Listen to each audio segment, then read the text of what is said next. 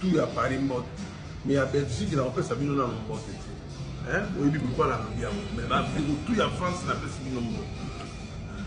En tout cas, bandeko na Paris, na Belgique, où il y a combat. Na loba na émission que je comprends combat. Parce d'accord, on m'a belé, peuple a souffrir, boye, richesse en Bogeza redistribuée équitablement. Il y a des gens qui en profitent, il y a des gens qui n'ont rien dans le bas.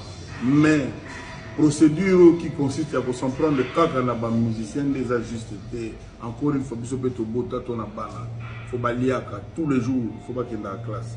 Yango ya Laurent, merci Nayo. Nous avons un rendez-vous dans le lobby. Mais yo moko yebi, ceux qui sont invités. Déjà, petit Laurent. Il faut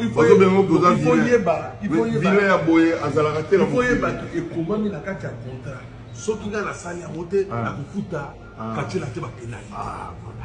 Quand il a été facturé, et puis à compte on a reçu ya muneno yo loba ya reçu ya compte on a reçu yo détamité pour na yo on a reçu ça compte on a voilà et comment mis la contrat et comment mis la contrat là été les ala ka contrat bande ko botika musala na biso to sala musala to ninga mboko na biso to ti ko sala banzimbo ya IGF moko boyoka mikolo ezo ya na zo défendre bato ba ko lia mbongo bango moko liboso lopango na bango ba mama bavandi na bana nzala ba kolela.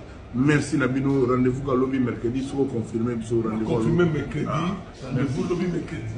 Le libérateur Laurent, le libérateur, lobby mercredi, L'Orient de Aguilar. Moi, je suis comme on a fait à Portugal. Voilà, ok, merci.